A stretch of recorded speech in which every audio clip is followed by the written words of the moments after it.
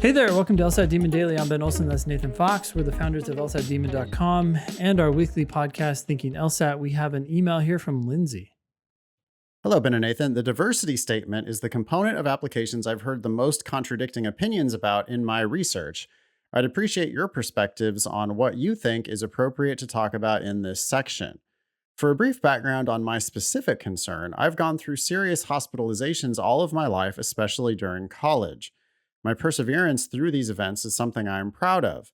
Despite being encouraged to drop out by my university because they outwardly determined that my disabilities were too severe for me to succeed at all academically, I've maintained a 4.0 GPA, anticipate being valedictorian of my major's department, and I'm very involved on campus, even if from a hospital bed. Is it appropriate to discuss this in a diversity statement? If I can talk about how these experiences have shaped my perspective and growth? More importantly, how can I be cautious in avoiding sounding like I have a victim mentality or giving TMI in the statement? Thank you so much, Lindsey. I don't love the fact that the premise here is that you rejected the advice of your university and succeeded anyway. Yeah, you could probably just leave that part out because it makes it look like you're somebody who routinely fights with the administration or that doesn't listen to the advice you're being given. Yeah. Like, I get it that you're wanting to talk about how you're overcoming obstacles and stuff, but when it's the school being an obstacle to you, that's not really a story that you want to try to use to sell yourself to a school. Keep that one in your pocket for a future employer, right? Yeah. That's a great story. I like the story. Ben likes the story. I'm just not sure that your audience is going to like that story. Yep. So that's okay, though, because you've got so many amazing stories to tell. Yeah.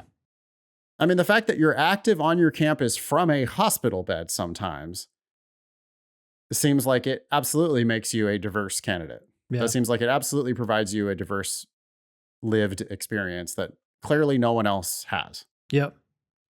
It also could overcome any concerns they might have if they found out about your situation because you have great numbers and you're still active. Yeah.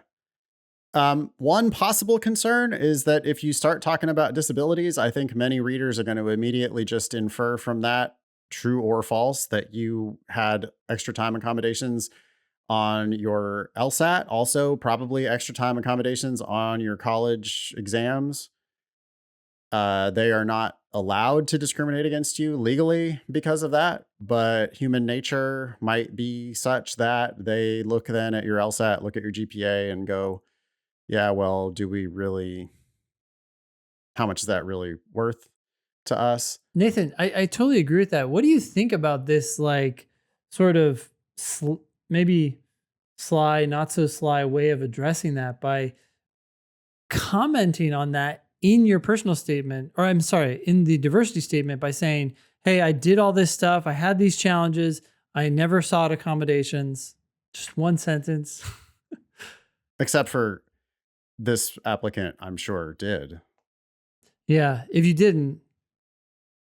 I mean, serious hospitalizations all through life, especially during college, means that I think that you probably got all kinds of accommodations. Yeah. And I'm not complaining about those accommodations at all. I have no idea what your situation is.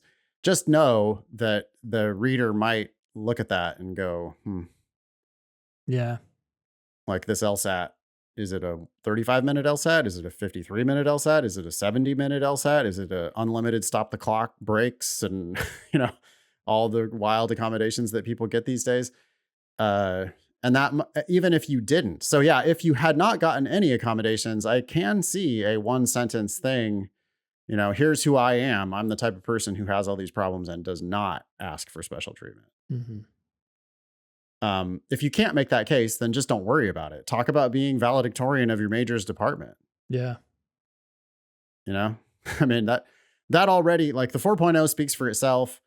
The valedictorian is an awesome feather in your cap. I think that it's worth the diversity statement of talking about your experiences from a hospital bed. I mean, that's amazing. I'd love to hear more, right? Yep. Aren't you interested? Yeah. How did you participate on campus? What did you do? Yeah. And how did you do it? Mm-hmm. So just talk about what you did. Just don't talk about anybody. I would definitely not talk about the school determining that your disabilities were too severe for you to succeed academically. I wouldn't I would leave that part out of it. Great. Anything else for Lindsey? No, that's all. Thanks, Lindsey. Email daily@lsatdemon.com if you'd like to ask us a question or share some LSAT or law school admissions news. Thanks for listening.